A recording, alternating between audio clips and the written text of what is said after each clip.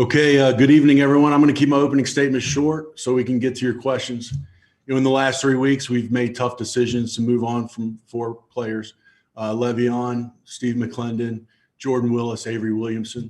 It was great having these guys as part of our organization. They all worked hard. They were invested in the team. And on behalf of the Jets, I want to thank them, and I want to wish them the best with their new teams.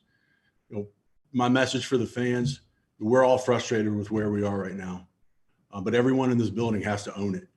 This record, it belongs to all of us, and it's incumbent on each of us to figure out how we can improve it. And I certainly take my fair share of the responsibility. When I spoke to you guys in training camp, I was not being disingenuous about my optimism of where this team was going. Unfortunately, this hasn't played out as we all thought it would.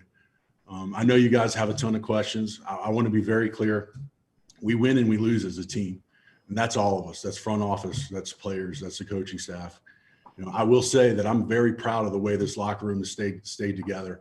They continue to put the work in each and every week, each and every practice, every time they step the field, this max effort. So I want to thank them for that.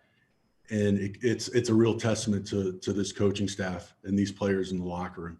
Unfortunately, it just hasn't materialized into wins for us this year. Through the first 8 weeks, the players and coaches, they've all stood up here. They faced tough, fair questions, and I'm going to do that myself tonight. One of the things that I am excited about moving forward is that we finally had all of our rookies together on the field October 21st after dealing with injuries. And it's really good to see these guys progressing. I want to say the coaching staff has done a tremendous job getting these guys ready, especially in a unique year. We still have 8 games left. So there's a lot of time for us to see improvement with everyone, not just the rookies. Ultimately, to build the team and the culture that we need and want, the focus of this organization is going to remain on player development. I believe we have a solid group of young players here mixed with veterans. They're all invested in the growth of this organization. Over the last few months, we've been able to improve our draft capital. As we sit here now, currently we have 9 picks. This upcoming draft, we have 9 picks in the next draft. Of those picks, 8 over the next 2 years are going to be in the top 3 rounds. So that gives us a lot of flexibility and a lot of opportunity moving forward to really improve the talent on this roster. But ultimately, again, for us to get to where we need to be, we have to continue to develop and invest in our players moving forward. So with that, I'm going to open it up for questions. Joe, I'm sure you've thought a lot about this offseason, the last offseason, and what you maybe could have done to make this roster better. In hindsight, do you think you didn't strike enough of a balance between long-term goals and short-term goals in terms of building this team for 2020? I think we had a focus on what we were going to try to attack in the offseason. That was on the offensive side of the ball with O-line and skill players. Ultimately, for a lot of different reasons, it hasn't materialized this year on that side of the ball. But these guys, unfortunately, we've only had 3 games where our starting 5 offensive linemen have played together. The 3 wide receivers that we envisioned being our starting 3, they played 0 games together. So I'm not making an excuse about injuries. That's just a simple fact. So it's really hindered the continuity of our offense. And, again, we're going through this offseason. We're going through what our processes were in the offseason and trying to figure out what we can do better moving forward. Joe, how would you assess Sam Darnold's play this season, and what do you think of his future with this team in 2021 and beyond? Yeah, my thoughts on Sam are the same now as they were then. Sam's an ultra-talented quarterback, and I really can't say enough about his grit and his toughness. Ultimately, I've got to do a better job of putting talent around Sam, and we have to develop some kind of continuity within the offense moving forward. The silver lining is that there's 8 games left, and we have guys coming back healthy. And so hopefully we can do that over the last 8 weeks of the season. Joe, this is arguably the worst season in franchise history, and the fan base is pretty fed up. I mean, what could you say to give them confidence that things are going to get better? Yeah, I hear you, Rich. everyone here is frustrated. I know I touched on that in the open remarks.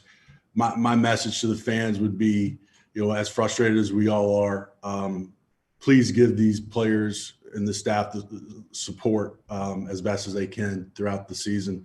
These guys go out and they give it their all every day in practice, every time they touch the field. Things haven't worked out.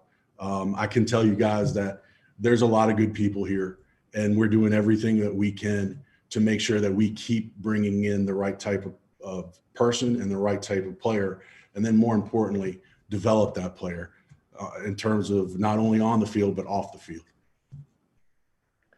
So, Sam, what's the job that Adam's done as well?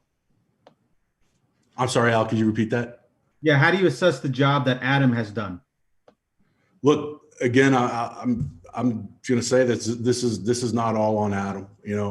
Again, I have to do a better job of surrounding him with better players and better weapons. We're in this together. I'm going through and thinking of everything I can do to try to help Sam or help Adam, and the goal is to get this fixed together. Joe, what is your vision for this team? Like, how do you win? What will it take to win? When do you win? Yeah, I don't think my vision has changed from when I first stood in front of you guys. I think it starts up front, and I think it starts with the offense and defensive line, and so that's gonna lead to the rest of the team. And so we really have to win the line of scrimmage first. We have to add explosive playmakers.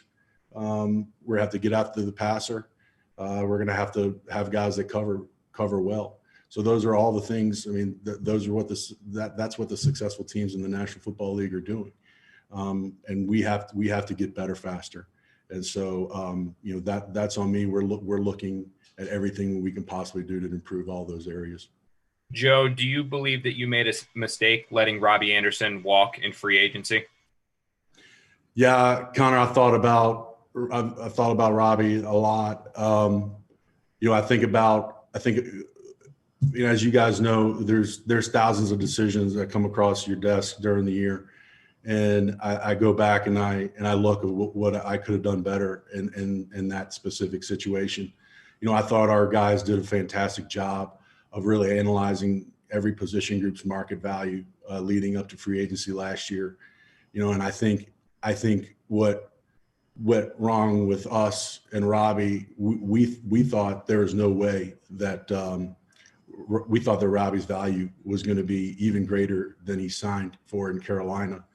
And so I think that's on me ultimately, and that's on us moving forward to get a better handle on every player's market value.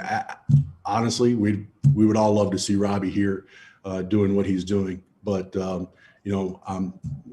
I tip my hat to the success he has. But obviously, we don't want to be in the business of losing good players. Can you say for sure now that Sam will be your starting quarterback next year? Look, I mean, we're trying to get through the next 8 games. I mean, again, my feeling on Sam hasn't changed. We have to do a better job of surrounding him with talent. Joe, you talked about player development. How much do you worry about confidence when you guys are losing like this, starting with Sam? Where do you think he's at there? And then with other young players being in this kind of environment where you aren't able to get the wins? Yeah, those are things you think about especially when you're talking with young players, and especially quarterbacks, how a player is going to handle, being thrust out on the field and handling adversity. I think you take that on a case by case basis, depending on that player's mental psychological makeup. And I think where we are now, we have a lot of rookies that we're encouraged about. We have a lot of rookies that we think are made of the right stuff mentally, psychologically, and we're excited about those guys moving forward. Joe, when you took the job on the first day of your first press conference, you said there was a sense of urgency to build a team with the quarterback on his rookie contract. How does that square with what you're doing now, which is basically giving up players for future draft picks? Right. I certainly haven't done a good enough job of surrounding Sam with the weapons he needed last year or this year. So I'm looking at what I can do better moving forward in terms of making sure that we have the right skill and the right protection for him. Joe, has this situation that you came into trying to kind of rebuild the Jets, has it been more of a challenge than you expected coming into this? No, I came in with my eyes wide open. I knew the obstacles here, but I also knew that there was a lot of good people here, and I still feel that way. And I'm excited about the draft class we brought in. I'm excited about the draft capital we have for the next few years, and I'm excited about keep bringing in the right type of people while also putting together comprehensive player development plans for each and every player to make sure that we're absolutely doing the best. I mean, at the end of the day, our job is to serve these guys, to serve these players, and that's doing everything we can to help them as a player and a person. This past offseason, just a quick follow-up, Joe, this past offseason, you were one of the more, I should say, less aggressive teams in free agency. This coming year, you're projected to have more cap space than any other team in the league. Do you anticipate being more aggressive in the top line of free agency this coming year after sitting out a little bit this past offseason? Yeah, you're right. I mean, part of what we've done is try to put ourselves in better financial health moving forward. I think we're on our way to doing that. But ultimately, Connor, I think when you look at successful organizations, no matter what the sport, you don't see a lot of teams that build long-term success by buying their way out of it. You see the organizations that have long-term success, they draft well and they develop their players. I think that's the model moving forward. I think that's our vision moving forward. And when we have the opportunity to strike in free agency, having that flexibility. But none of this is going to work if we don't draft and develop these guys, especially with the assets we have last year and the next two. Joe, what do you say to the school of thought that at 0-8, this team is just not going to go to the playoffs? You guys would be better off losing the rest of the way, getting the number one pick in the draft. What do you think of that? That's not our thought process. We're focused on the New England Patriots, and we're focused on getting better every day. As cliche as that sounds, that's what we're focused on. Joe, in your opinion, can this team get to where you want it to be with Adam as the head coach? Yes. Ultimately, like I said, I have to do a better job for all these coaches and players. And the hope is that we can fix these problems together and be here together for a while. So you're saying he's part of the solution then? Yes. Joe, do you feel the same about Sam, that with the right pieces around him, if you do a better job of getting those weapons, that he's the quarterback that can take you where you guys need to go? Absolutely. Absolutely, I am. Sam's played with, I know I touched on it earlier, but I feel like he has a different set of wide receivers every week. We've had almost a different set of offensive line out there every week. So it's important to surround any quarterback with talent. I think you see the flashes of what he can be, and they're really special. Let's not forget that Sam's a 23-year-old quarterback that is maybe one of the toughest quarterbacks I've ever been around. So, no, I'm very excited about Sam. Joe, then going off of that and believing that if you surround him with more talent, he can be a top tier quarterback and ultra talented. I think is what you said. Why not commit to him definitively as your quarterback in 2021? I have no problem saying that he is our best quarterback and our quarterback for the future.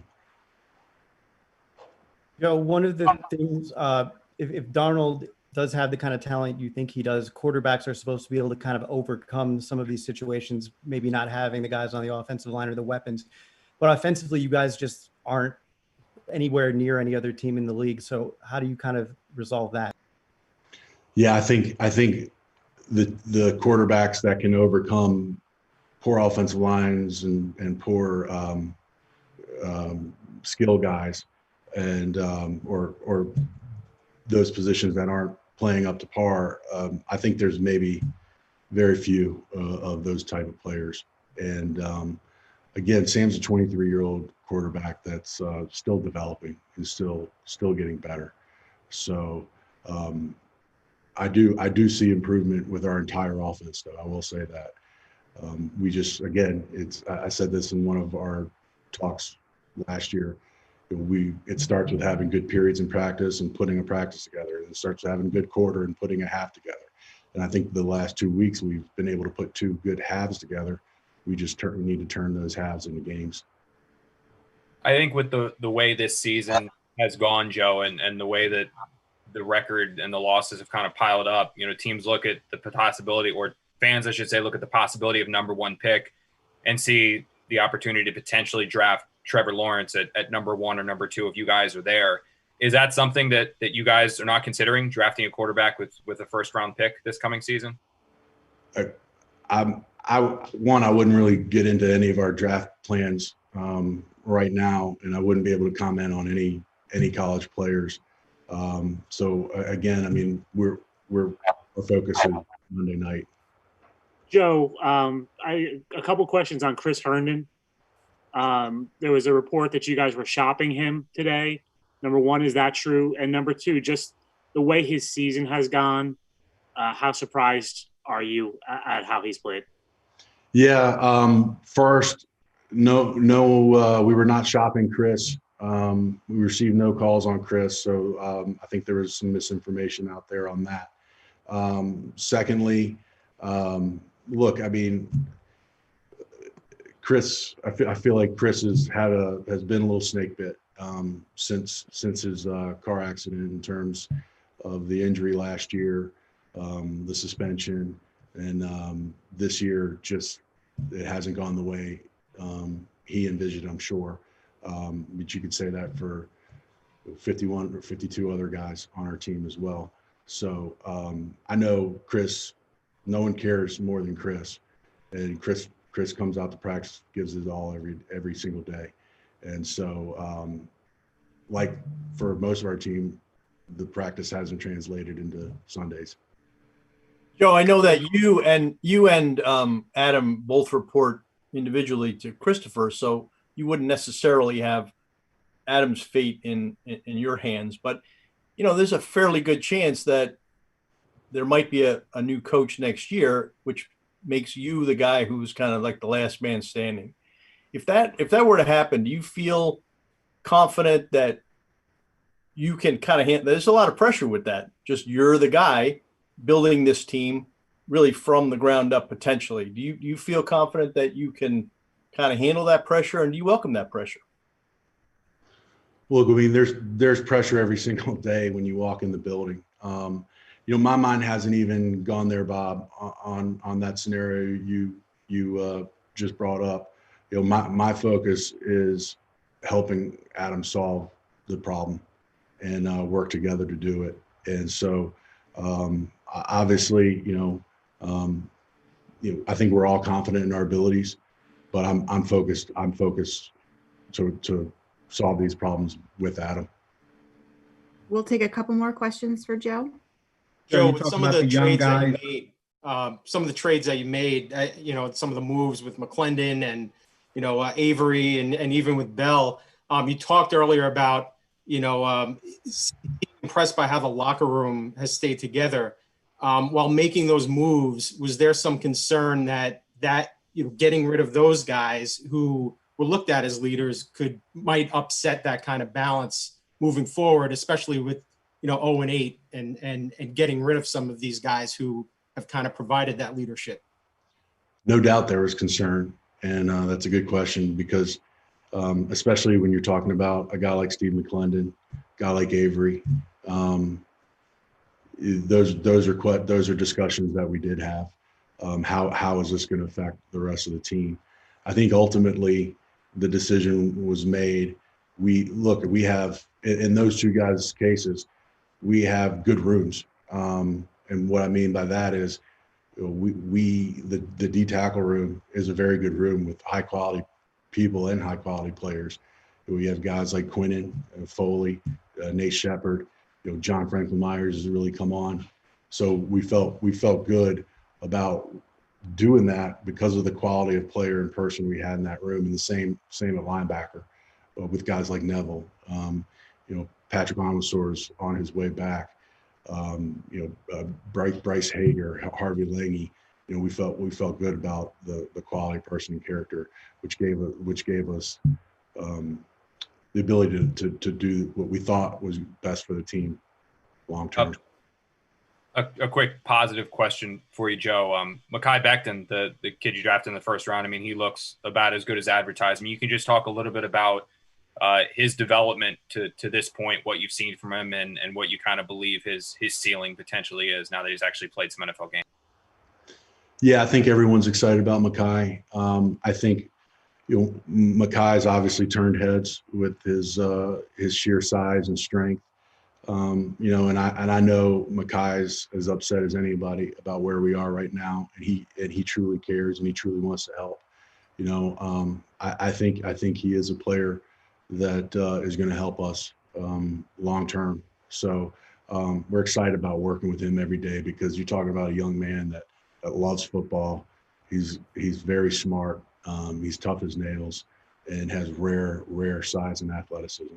So and is still just scratching the surface of what he can do physically. And so there's a lot of desire from him to want to be the best player that he can be. So we've made it our mission to bend over backwards to try to help him reach his goals. Joe, what is the focus the next 8 games? Sorry, Bruce. We'll do. Sorry, Bruce. What was that? Joe, what's the focus for these last 8 games? Yeah, I think the focus is improvement.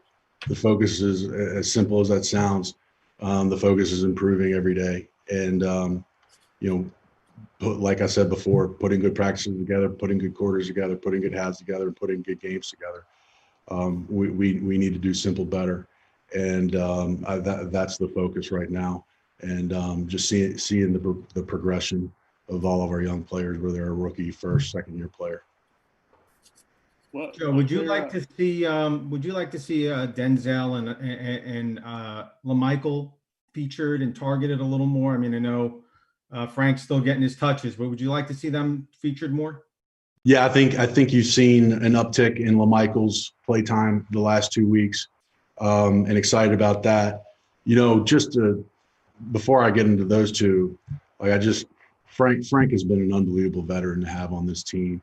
The leadership that he brings on a daily basis, how vested he is to help not only the offense but the entire team, and especially the young guys.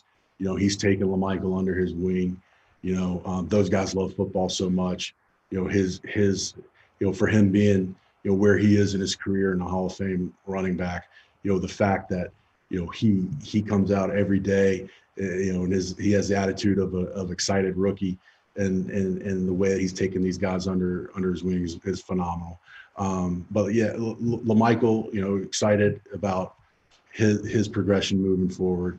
Obviously he brings a dynamic, explosive dynamic. He helps in the pass game.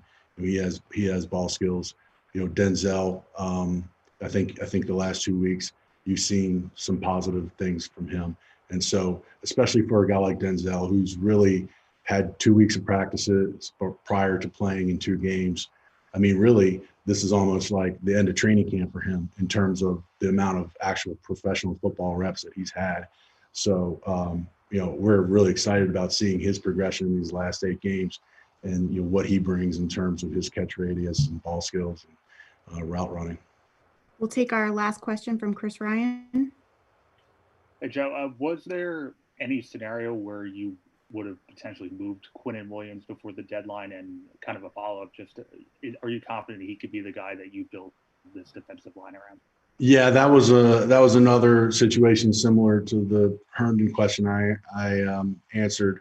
I think there were a couple wrong reports on what we would entertain for Quinnen. And I was able to have a really positive conversations with both him and his agent and just clarify that we were not shopping Quinnen, and what our vision for Quinnen was. And so my perspective on Quinnen is Quinnen plays a premium position at D-line.